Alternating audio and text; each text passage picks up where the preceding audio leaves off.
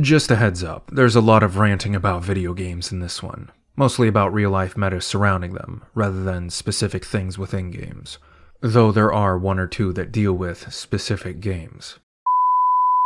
Sportsmanship in video games. You know how many games now have an abandon penalty even for casual matchmaking? Whoa, no! A 10-minute ban? What will I ever do for 10 minutes? Now, there are keyboard warriors that will jump down your throat and say you're a bad person for leaving the game early. My learning experience, no matter what. Oh yeah, no, trust me, I'm open to learning when my whole team is getting stomped.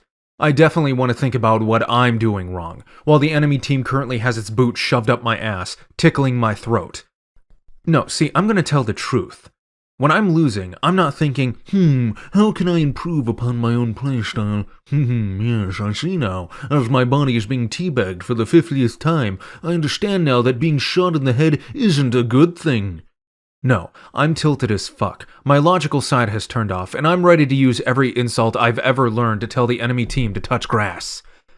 It isn't fun staying in a game where I'm getting dicked down every 10 seconds. I don't want to stay and endure any more punishment.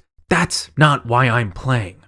A match where the scores are very close to each other is far better than a stomp fest against you. Those matches you can actually stay in and try to rework your playstyle on the fly.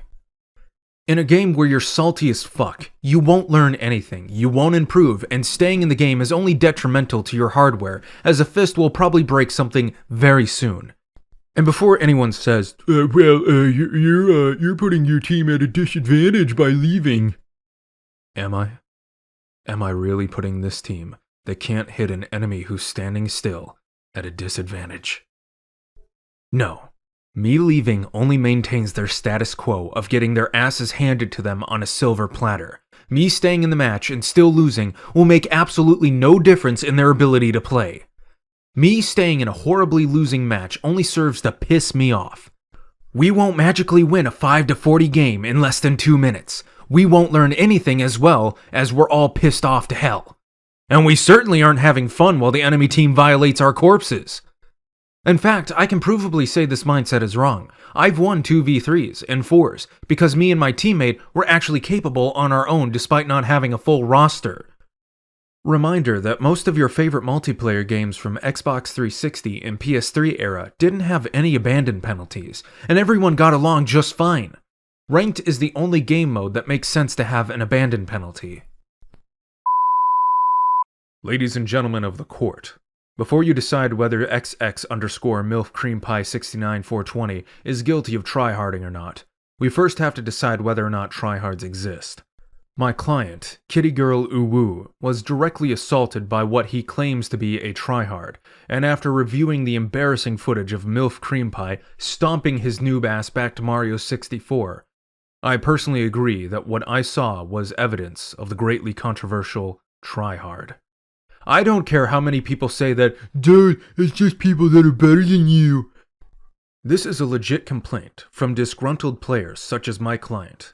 Think about it. If ranked in esports exist, that means there are divisions of players that play in a different league than others. The average person is not an esports player. Certainly not my client. Good lord is he awful. Players like him that take up the majority of the fan base, they're what the game industry calls the dirty, worthless casual market. Now, what makes a tryhard what they are? This is a complicated question, but all of what I'm about to say applies to casual game mode. Tryhards don't exist in ranked, given that you're supposed to apply all your knowledge and skill to win. However, in casual games, I believe you can apply the label of tryhard to those that are playing outside the average level of the mass player base. Now, a skilled player, not my client, who does some warm-up matches in casual is fine. The pain is short-lived. It's when they play nothing but casual because they don't want their precious rank and KD to be violated. That's when the issues arise. When the average player does not have your level of skill, you are better than them. But when the average player gets annoyed by your presence, you are the odd one out. When the average player does not play at your skill level and you do everything in your power to fervently stomp them out of existence, you are a tryhard. The existence of ranked has created the tryhard. By logical standards, to play like you do in ranked, in endless amounts of casual matches, means you are using more skill than what's expected of casual players. We can define what is expected of casual players by observing how the majority play in casual game modes. And I can tell you from first-hand experience, and watching the absolute atrocity that was my client's gameplay, it is not how you play in ranked.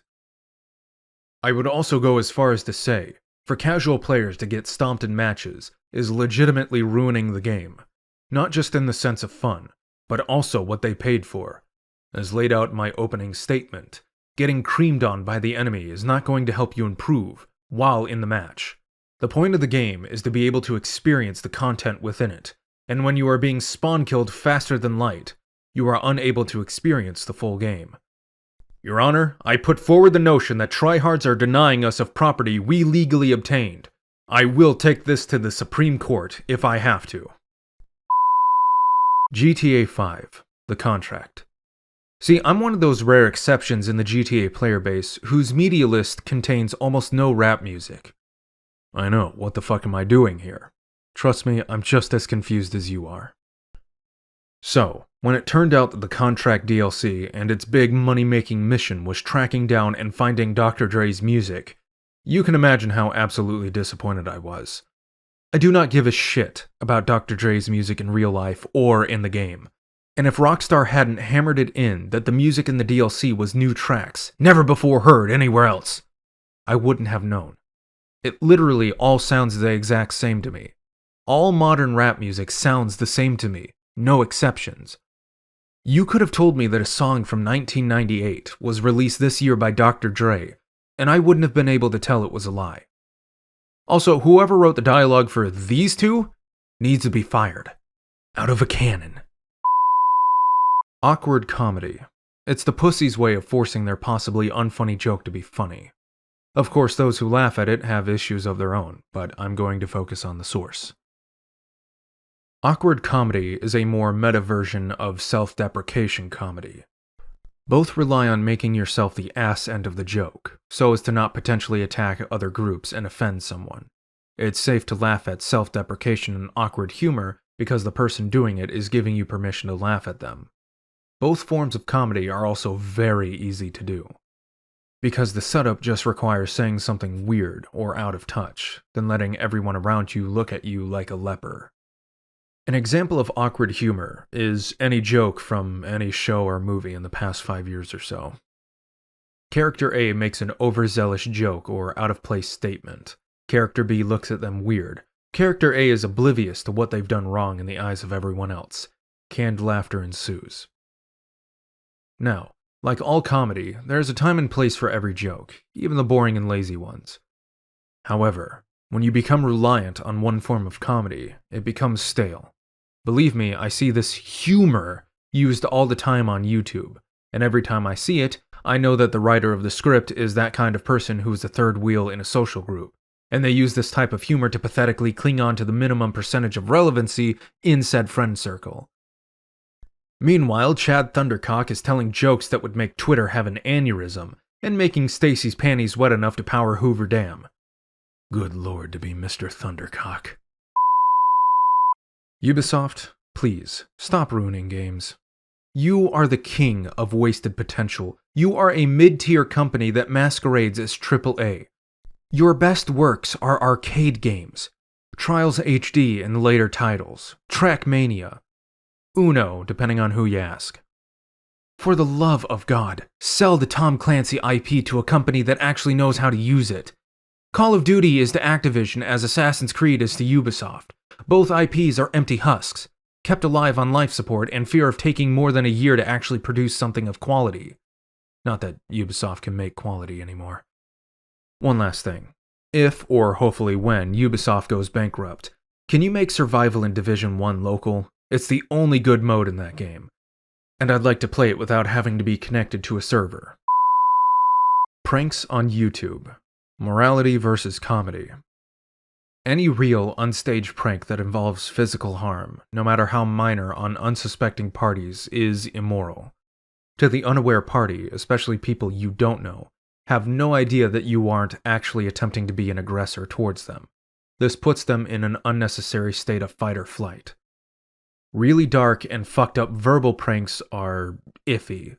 On one hand, no one is being physically hurt, but on the other hand, you are putting someone in unnecessary distress. Relying on dark and violent subjects to prank people is also cheap and easy, hence why YouTubers that would otherwise have zero skill or talent were able to blow up. Being shitty is easy, as we are all conditioned to expect the worst from events and people. I won't sit here and tell you what a proper prank is, but I suggest abstaining from violence and dark subject matter. You're less likely to get your shit beaten in. Warning: the following phrase is known to cause terror and panic in iPhone users. You have been warned. Drag and drop. That's right, the ability to place files into your phone without needing your handheld by iTunes. We here at any other fucking company know that navigating folders is scary, but we promise that once you take literally 30 seconds to navigate to your music folder in your phone, it will save you untold amount of time not having to sync files, using an interface to remind you that Apple thinks you're an idiot. Oh good, another video game related rant. This time dealing with a more meta topic. This also applies to movies and TVs as well, but I've seen it most in video games. Heh, you think you're the good guy? You've slaughtered hundreds of thousands of people. If anything, you're worse than me. Okay, sure, I've slaughtered hundreds of thousands of your soldiers that would shoot me on sight without a second of hesitation, but I'm supposed to just lay down and take it. No, don't put me in a position where it's either me or them, because I will always choose me every time and use the most violent weapon I have in my arsenal to make that happen. I miss protagonists that have a set of morals and principles that aren't easily changed by a 3-paragraph monologue from a generic villain. I've held the ideas of my nation and/or religion for my entire life. But suddenly, this man who said, "What if you're wrong?" has changed my entire life's perspective. Now I have to have a whole mental episode, complete with contrived platforming, to random floating pieces of landmass, to reach a shadowy figure that will start the next echoey line of dialogue that shows I'm having lay deep inner reflection. Otacon, get a therapy session scheduled for me, ASAP. This is gonna take a while. To any writers listening, don't be afraid to write a character that doesn't change their principles on a dime. Protagonist or antagonist.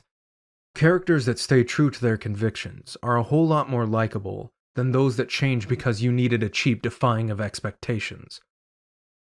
Reminder that might always equals right.